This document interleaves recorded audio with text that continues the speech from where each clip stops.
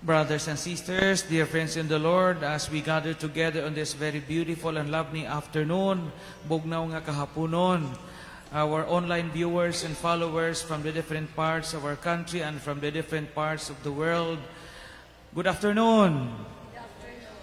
And we praise the Lord once again for the gift of life, good health, success, and endeavors, and more importantly, for having faced another week in our journey. Always praise the Lord, because without the Lord, we can do nothing.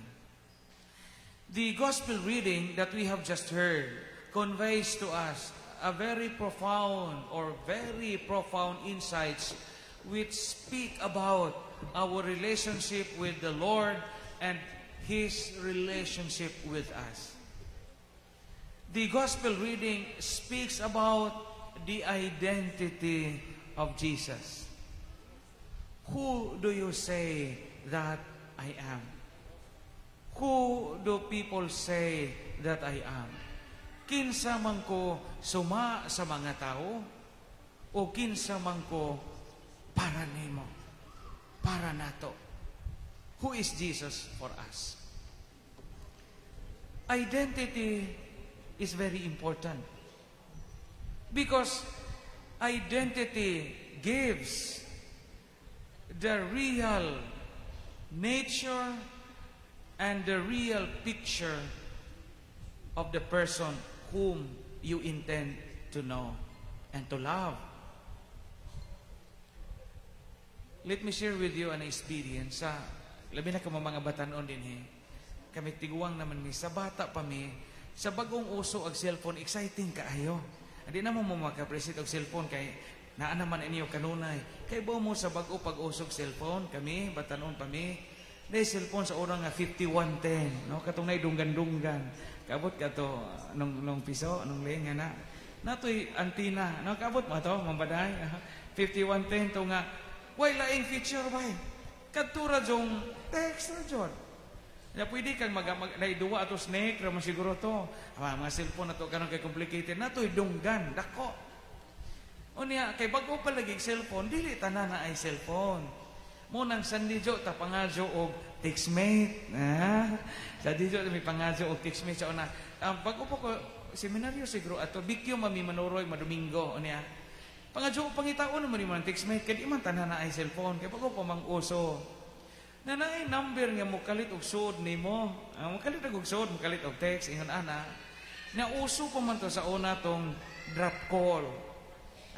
Kadumdum mo itong drop call na mambaday, kanang pwede ka mo tawag basta kay di kabot og 1 minute. Di makuhaan imong load. O example, makita ta karon. Pila ra man to ka seconds. Pag ili sa dihaan, drop na pod. Basta di kaabot og 1 minute, di kuhaan imong load. Mo nga makaload ka sa unang 20 pesos, libre na to. Basta ka imong istorya nimo dinalian. Kaligo na. Paong na pod. Panabo na, paong na pod. Drop call. Ina mo na sa una makakita kag textmate unya iniguman sa textmate kay textmate na mo na amay sunod nga proseso ato katong gitawag og eyeball na di ba mag-eyeball ta sa bikyo wa pa ka kakita anja ini-drop call nimo lami magtingog sweet kay tingog mag-eyeball ta lami ka jog tingog ba. Kanang mura bito pag makaihi kay tapo ka inig paminaw sa tingog yung saan ka ni guwapa baka ni hanga kinalamian magtingog nakita lami kay step by step sige lang drop call hantod malubat yung bikyo ta makita gamay pa man ang bikyo ato yung anha ko sa haligi dapit aning baligjaan nagpan tanah-tanaw po ka dito nato imong textmate saan ka niya tinuod baka ni paguman mo yun na po daw, say imong suot. Kita, gablaos ko og sihag-sihag. Murag kurtina sa karo sa balilihan. Example. Anam-anam jod. Say purma sa imohang imong buhok. Akong buhok, boykat. Murag taman na sa liog. Example. O niya, lami magigtingog niya. Kung sa man puti baka or kanang sa tunyan anang morena. Puti baka or morena. Isige mo exchange kay una po kung kita ninyo. kinatrilingan ba? Mura bangita na kag abot kita dito na nagkasahaligi. Anyag ni aral ko aning kilid sa bakery dapit aning bahog-bahog. Yan na aning sopas nga bahog-bahog. Sus tan-aw kay kinamautahan man ignaw. Mudagan gagalit.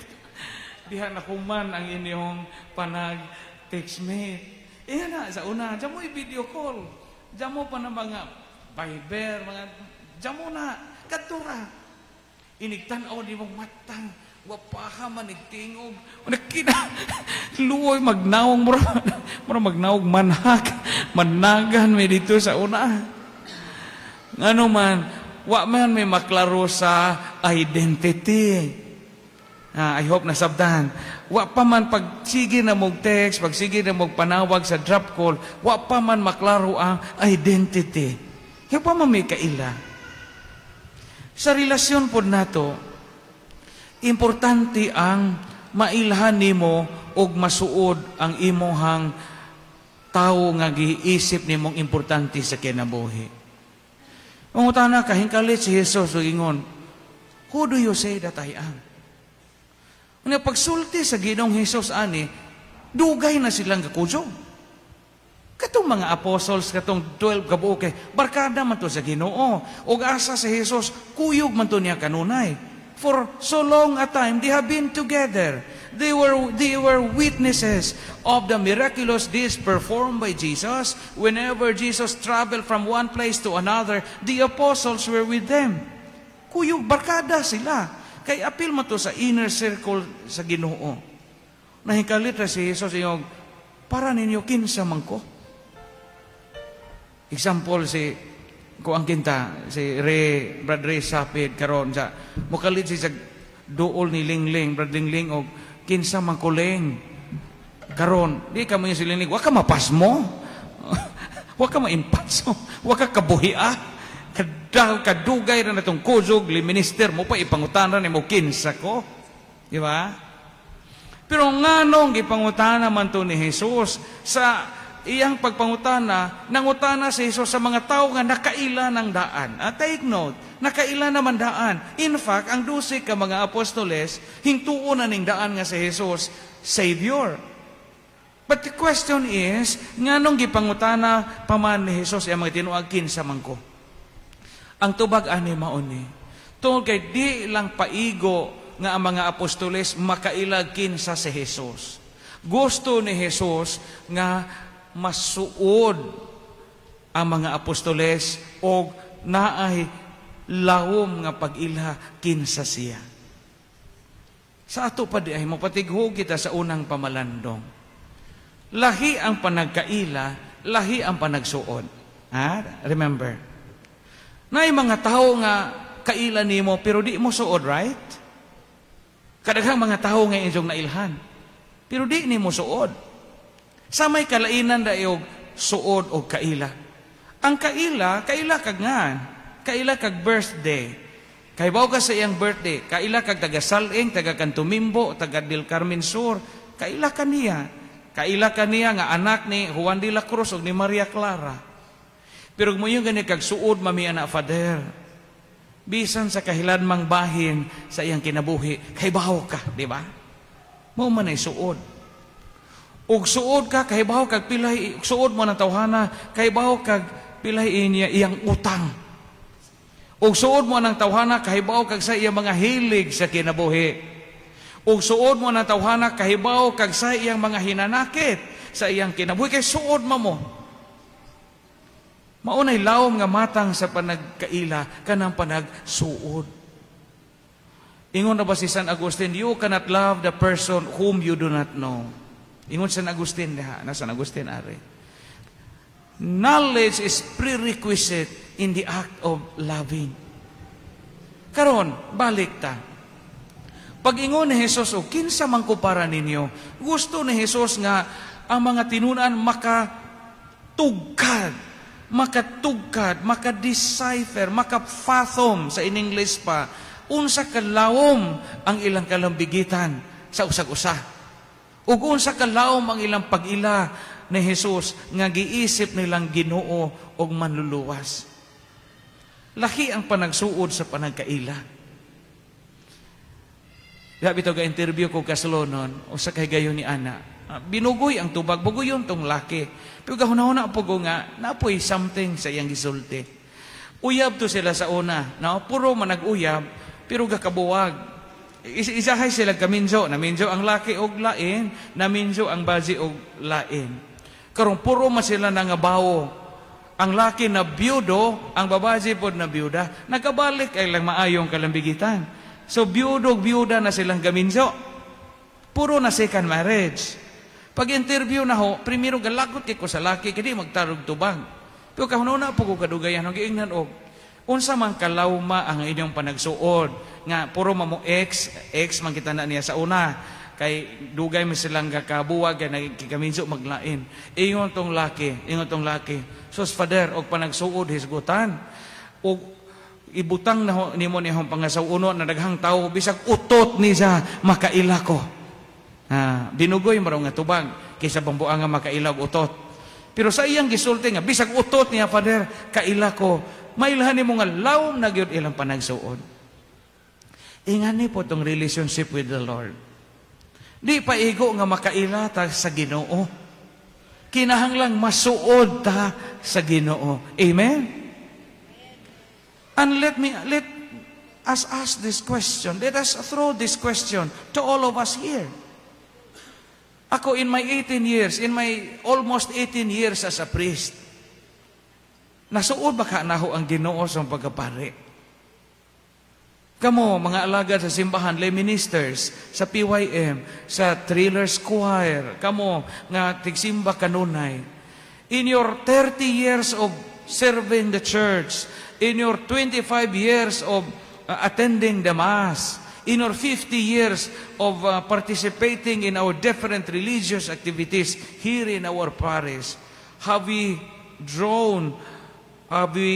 made ourselves even more closer to God day by day?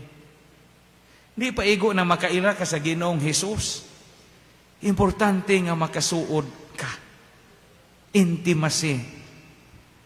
Diba? Usahay kita kay kutubra magutag acquaintance party. Nga, in the beginning sa school year, ang Carmel Academy, ang itong mga eskwelahan, mag-acquaintance party. Pero pag humag-acquaintance party, naabay na suod ni mo. Basig wala. Iyan po sa itong kinabuhi. Gamay patagitudluan na tama ni Ginoo at mga katekista, God the Father, God the Son, God the Holy Spirit, kailan na ta? Kailan na ni Mama Mary as the mother of Jesus? Pero ang pangutana, na-close ba ta nila? Nabatay sense of intimacy sa Ginoo in our prayer life. Nga moingon na ta nga, Lord, makaprangka lagi ko nimo. Makasulti lagi ko, Lord, sa mga hinanakit sa kinabuhi. Naabag yun tayo intimacy sa Ginoo. Suod naman nato ang Ginoo. Mabitaw nga sa una, kay baw mo, mga batanon, mga parents ani nga batanon pa, unsaon man sa ato mga grandparents o parents nga masuod kita sa mga balaan sa langit. Tagaan-tagan og mga santos. Di ba? Cecilia Pananglitan, Carmelita, Maria, Kunigunda, Rita, mga ngansa, mga santos. Aron, pinaagi ana, mapahinumduman tang our Christian names would bring us closer to the saints and our intercessors. Muto'y paagi nila. Diya karon sana may mga ngana to.